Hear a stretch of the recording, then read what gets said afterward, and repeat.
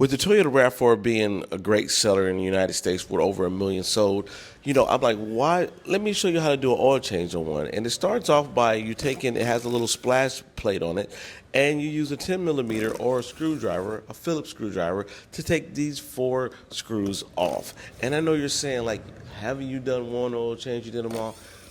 Kinda, because this is the same procedure for the Toyota Corolla Cross, the I guess the Camry, and for the just pretty much any Toyota. You're going to use a 14 millimeter, and you're going to break it. Like I use a one with a like maybe 10 inches long, and you break it like so, and you can hear. I'm leaving some of the audio in so you guys can actually feel it. And I'm also using this new camera holder that I got from Amazon. So this is like a POV, and I'm allowed to use both of my hands to do this vehicle. And here you get this little clamp. I got this one from Harbor Freight for like $7. It is a must-have as a mechanic. And lefty loosey, righty tighty. So you take it off like so. And when removing these oil filters have a gasket on it. And it's important that when you take that old oil filter off, that you make sure that gasket comes off with it. Because if you don't, if you put that new oil filter on and you get that double gasket, that oil is going to run out like you struck oil, like you like jet clamp it. That's on Beverly Hills Billies. Might be a little bit too old for some of you guys. So there you go. And then once you go in, even the oil filter drain plug has a gasket too. And that gasket could be sometimes hard to get off.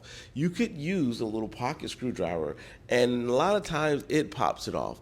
But most of the time it actually doesn't pop it off. And actually sometimes it stays on the oil pan itself. But this time it came on the oil pan drain plug. And here I got my pliers and I banged it, and there you go. It came off pretty well. And then I took my pocket screwdriver to actually pry it off,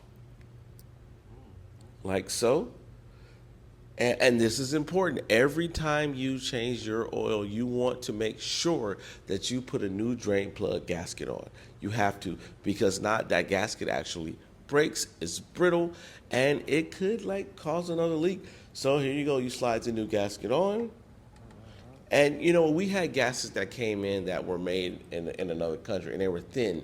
So we had, even though you put a new gasket on, they were still break because they were so brittle. And cars would come back with oil residue leaking in their driveway. And I'm like, it even happened to me.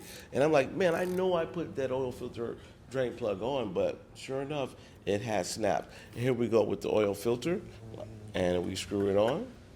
And it is really basic. It's sad that's why I'm doing this as a do-it-yourself, because an oil change is $100. So like save you some money.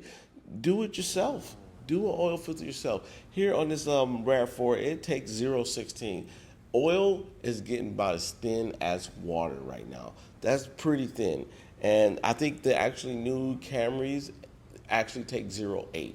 So it's even thinner. Pretty soon, we're going to be using Zephyr Hills for oil. I mean, maybe it saves us money.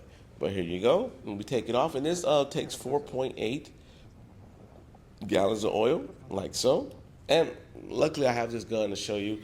Pretty easy. And if you're using a gun or force, you're not going to use a gun. So most of the time, get you a funnel, place the funnel in, and you pour the oil in like that so you won't miss the hole. A lot of people miss the hole. You got to make sure you get it in the hole. Yeah, don't be thinking dirty. So there we go. And just make sure when I'm doing oil changes, make sure all fluids are topped off like so.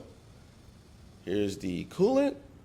And I had already checked the washer fluid. And yeah, there you go. I mean, that's how you do an oil change on pretty much any Toyota. Please make sure you like and subscribe to Twine and Used Car Don. Thank you.